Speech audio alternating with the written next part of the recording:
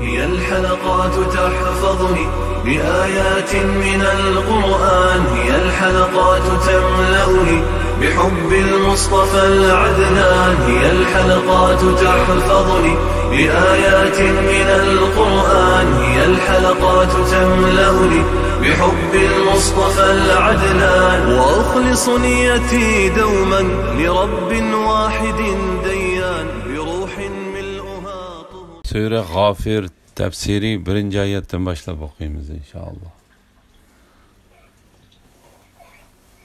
Bismillah, elhamdülillah ve salatu ve selamu ala Resulillah. Esselamu aleyküm ve rahmetullahi ve berekatuhu. Tübende diktanlağa İbn Kesir Rahimullah'ın Kur'an-ı Kerim tefsiri Uygurca tercümesi Gafir suresi 1. ayetten başlayıp okuyayım inşallah. Euzubillahimineşşeytanirracim. Sure Gafir Mekke'de nazil bolgan 85 ayet. Hamim bilen başlanılan surelerin fazileti doğrusunda. İbn Abbas radıyallahu anhuma mundaq deydi. Hakikaten her nersinin yürüki boludu. Kur'an'ın yürüki Hamim bilen başlanılan surelerdir. Mis'ar İbni Kidam mundaq deydi. Hamim bilen başlanılan sureler El-Arais deyiletti. Yani yeni toyu boğan kız yigitlerge okştilattı. Bulani İmam Ebu Ubeyd Qasim İbni Salam Kur'an'ın fazileti degan kitabida rivayet qilgan. İmam Bagavi Humayd İbni Zencuveyhidin Abdullah radıyallahu anhu'nun mundaq deganligini rivayet qildi. Kur'an'ın misali ailesiga turalgı joy izlab ketayotgan odamning misaliga o'xshaydi. U odam yomg'ir suvi bilan ko'kartilgan bir bog' keldi. U bog'ni bo'ylab hayronlik ilkida ketayotganda to'satdan yeri munbat bo'lgan nurg'un bog' bo'stonliqqa kelib qoldi-da. Birinchi bog'ni ko'rib hayron qolgan edim. Bu texmi hayron qolarlik ekan deydi. Onunğa mundaq deyildi. Birinchi bog'ning misali haqiqatan Qur'onning buyukligining misalidir. Bog'i bo'stonlarning misali Qur'ondagi Hamim bilan boshlanadigan surlarning misalidir. İbn Mas'ud radıyallahu anhu mundaq deydi. Hamim bilan boshlanadigan surlarni o'qisam, qaytib chiqib ketishga ko'z qiyolmaydigan go'zal bog'larga kirib qolgandek bo'laman. Bismillahirrahmanirrahim. Nihoyatda shafqatlik va mehribon Allohning ismi bilan boshlayman. Hamim. Bu kitap yani Kur'an g'olib, hammani bilguchi Allah tarafidan nozil qilingandir. Allah gunohni mag'firat qilguchidir, tavbani qabul qilguchidir. Allah'ның azabı qattiqdir. Allah in'am egisidir. Uningdan boshqa hech iloh yo'qdir. Oqibat qaytadigan joy uning dargohidir. Üzüb o'qiladigan elif va harflar haqida Sura Baqaraning 5-da so'zlanib o'tildi. Shunga qayta to'xtalmaymiz.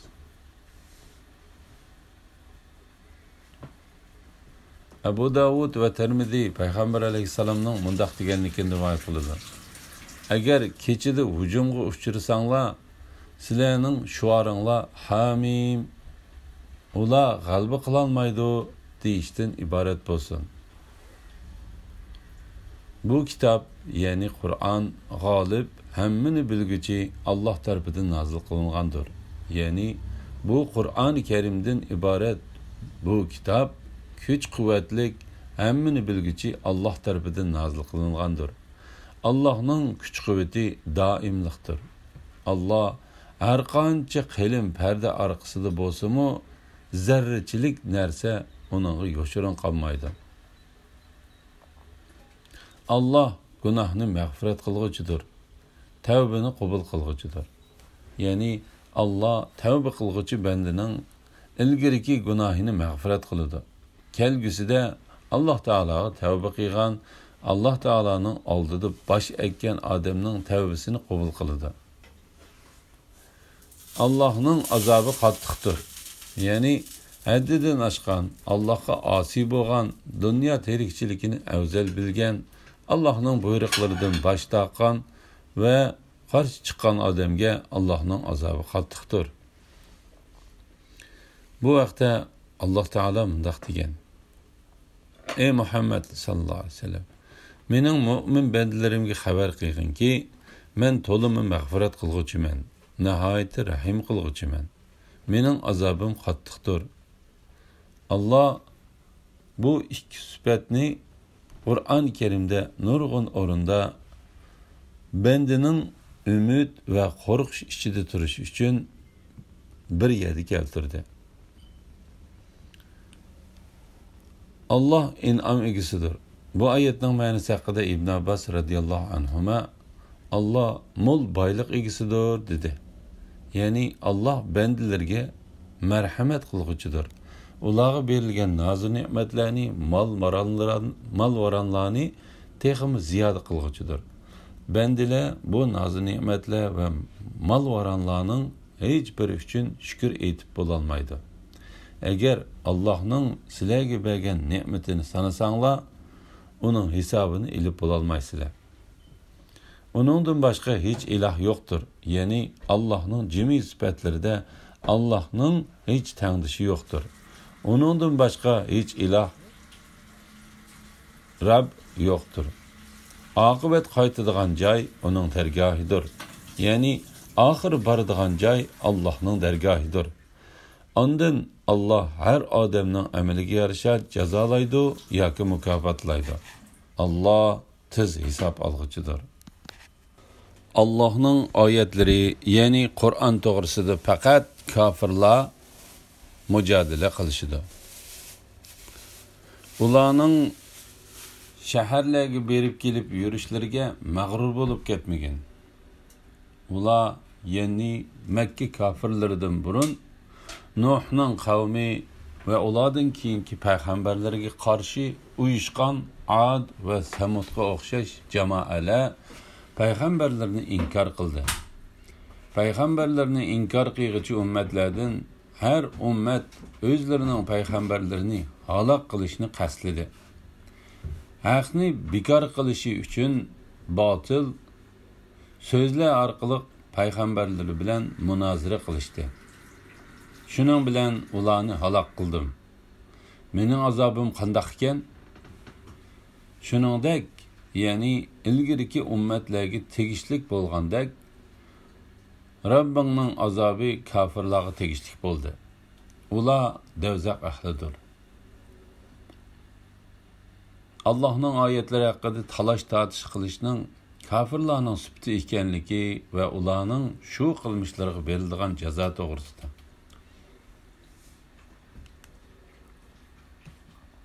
Allah mundaq deydi: Ro'shan va ochiq dalil isbotlar qo'yilgandan keyin haqiqatni qabul qilmaydigan va u to'g'rida majra turg'izadiganlar kofirlardir. Majra tug'diradiganlar kofirlardir. Faqat kofirlar mujodala qilishidir. Ya'ni ular Allohning oyatlaridan, dalil isbotlaridan tanig'uvchilardir. Ularning shaharlarda berib kelib yurishlariga mag'rur bo'lib ketmagan. Ya'ni ularning pul, mol, noz ne'mat, foyda manfaat talab qilib shaharlarda kezib yurishlari seni aldimisin. Allah bu vaqtda mundaq deydi: Kafirlarning pul, mol, obro'y, martaba izlash yuzidan shaharlarda kezib yurishlari seni aldimisin. Bu azg'ini bahriman bo'lishdir. Kelgusida ularning joyi jahannam bo'ladi. U nima degan yomon to'shak? Ularni dunyodan azg'ini muddat bahriman qilamiz. Ondan ularni qattiq azobni tetishga majburlaymiz. Allah Taala Peygamber aleyhisselamga onun öz kavmi tarafından inkar kılınganlığı için teselli verip, ilgirki peygamberlerinin mu öz kavimleri tarafından inkar kılınganlığını, karşılıklı uçurganlığını, u peygamberlerge kavimlerden nahayet az bir kısımdan başkalarının iman keltirmegenlikini bayan kılıp mındaq deydi. Ula yani Mekke kafirlerden burun Nuh'nun kavmi ve ulardan keyinki peygamberlerge karşı uyuşkan Ad ve Samud'a okşaş cemaale peygamberlerini inkar kıldı.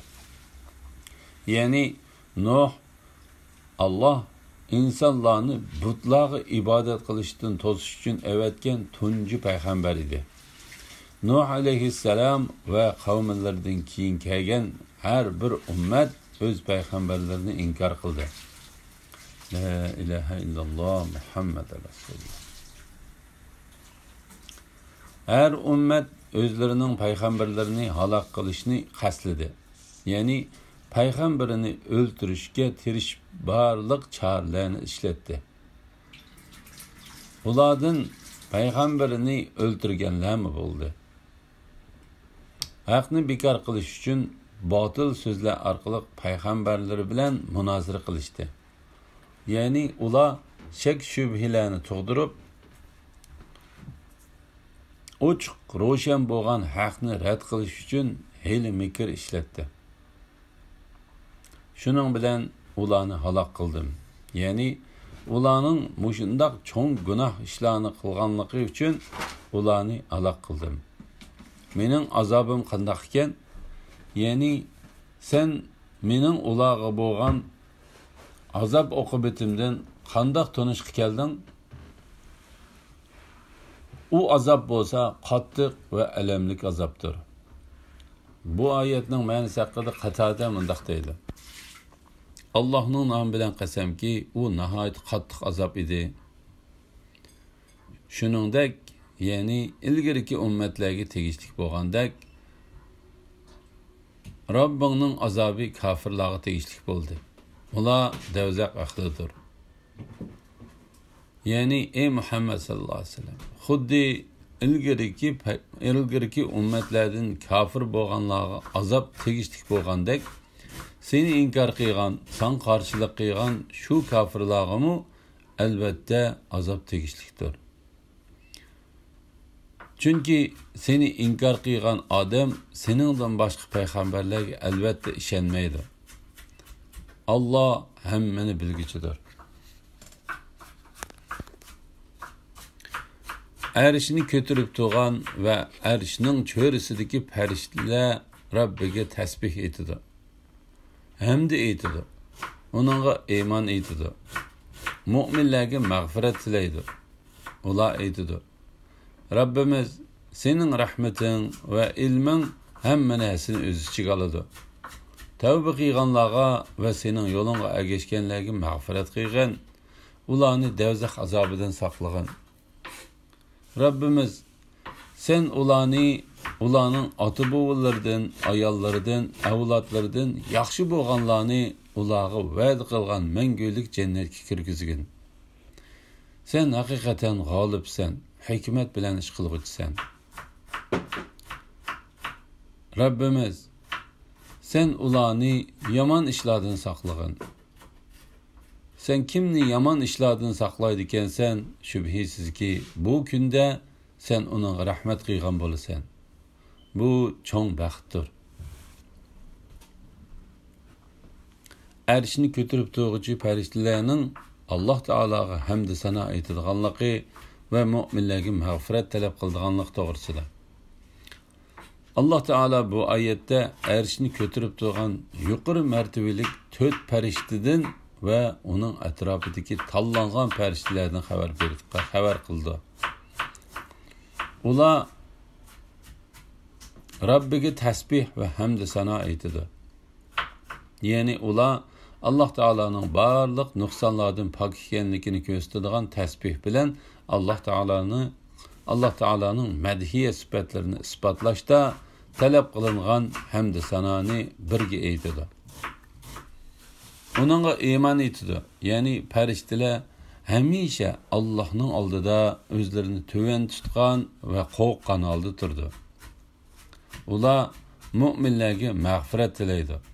Ya'ni Alloh taolo o'ziga yaqin farishtalarga zimin ahlidan g'aybga iymon etgan mu'minlar uchun ular yo'q yerda, ya'ni osmonda duo qilishga buyurdi. Mana bu farishtalarning sifati. Ular bir mu'minning yana bir mu'min qarindishiga, u qarindishi yo'q yerda duo qilganligiga ishonadi. Bu haqda hadisda mundaq deyilgan: bir musulmon yana bir musulmon qarindishi uchun u yo'q yerda duo qilsa, farishta amin, u duodan sana o'xshash bo'lsin deydi. Subhanalloh. Shahr ibn Havshab mundaq deydi: arshni ko'tarib turadigan farishtalar 8 dir. Ularning 4'i: ey Alloh, seni barliq nuqsonlardan pok deb bilamiz, seni madhiylaymiz. Gunohkorlarning qilmishlarining hammasi bilib turib mehribonlik qilganliging uchun, hammasini bilib turib mehribonlik qilganliging uchun jami hamd sanolar sana xosdir deydi. Qolgan 4'i: ey Alloh, seni pok deb bilamiz, seni madhiylaymiz. Cazalashqa qodir turuqliq gunohkorlarni afu qilganliging uchun jami hamd sana sana xosdir deydi. Shuning uchun farishtalar iymon etganlarga mag'firat talab qilib mundaq deydi: Rabbimiz, sening rahmating va ilming hamma narsani o'z ichiga oladi. Ya'ni sening rahmating ularning gunohlarini, xatoliklarini o'z ichiga oladi. Sening ilming ularning jami amallarini, so'zlarini, harakatlarini o'z ichiga oladi. Tavba qilganlarga va sening yo'lingga ergashganlarga mag'firat qilgin. Ya'ni yomon ish qilganlarni agar ular tavba qilib gunohlardan yansa, qilayotgan ishlaridan butunlay qo'l ursa, sening buyruqingga bo'ysunsa, yaxshi ishlarni qilib yomon ishlardan yansa, ularni kechirgin. Ularni davzax azobidan saqlagin. Ya'ni ularni davzax azobidan yiroq qilgin. Halbuki u alam qilg'uchi qattiq azobdir. Rabbimiz, sen ularning ota-bobolardan, ayollardan, avlodlardan yaxshi bo'lganlarni ularga va'da qilgan mangulik jannatga kirgizgin. Ya'ni ularning ko'ngli orom tepish uchun ularni va ularning tuqqanlarini bir joyda jam qilgin. La ilaha illalloh Muhammad rasululloh. Alloh taolo bu vaqtda mundaq deydi: o'zlari iymon etgan avlodlarimi ergishib iymon etganlarning avlodlarini ular bilan teng darajada qilamiz. Ularning yaxshi amallaridan qilchimi kemaytib etmaymiz. Ya'ni ularning xotirjam bo'lishi uchun ularning har birini darajada barobar qildik. Tuvan darajalik bilan o'xshash bo'lsin uchun yuqori darajalik odamning darajasini kemaytib etmadik. Aksicha yaxshi amali az odamning darajasini yuqori ko'tarib, uni o'z fazlimiz bilan yaxshi amali ko'p odam bilan barobar darajada qildik. Said ibn Jubayr bu vaqtda mundaq deydi: haqiqatan bir mu'min jannatga kirsa, otasining, o'g'lining va bir tuqqanning nima ekanligini so'raydi. Uningga ular amalda sening darajangga yetmadi deyiladi. U men haqiqatan o'zim uchunmi va ular uchunmi amal qilgan edim deydi. Ondan ular uning bilan o'xshash darajada qilindi. Said ibn Jubayr yuqorqi so'zdan keyin Rabbimiz, sen ularning ota-bobolaridan, ayollaridan, avlodlaridan yaxshi bo'lganlarni ularga va'da qilgan mangulik jannatga kirgizgin. Sen haqiqatan g'olibsan, hikmat bilan ish qilg'uchisan degan oyatni o'qidi. La ilaha illalloh Muhammadur rasululloh.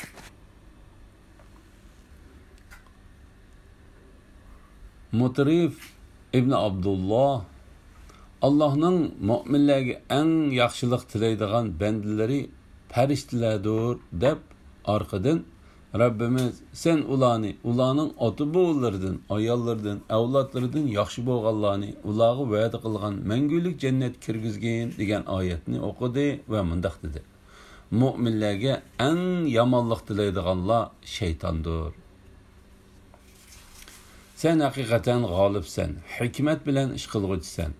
Yani sen çeklimige uçurmaydıgan, məğlub olmaydıgan, xalığının vücudğa çıkıdığan, xalımığının vücudğa çıkmaydıgan bir zat sen. Sen yolga koygan, sen orullaştırgan söz hareketlerinde hikmet bilen iş kılgıçsan. Rabbimiz sen ulanı yaman işladın saklığın. Yani ulanı yaman işini kılıştın.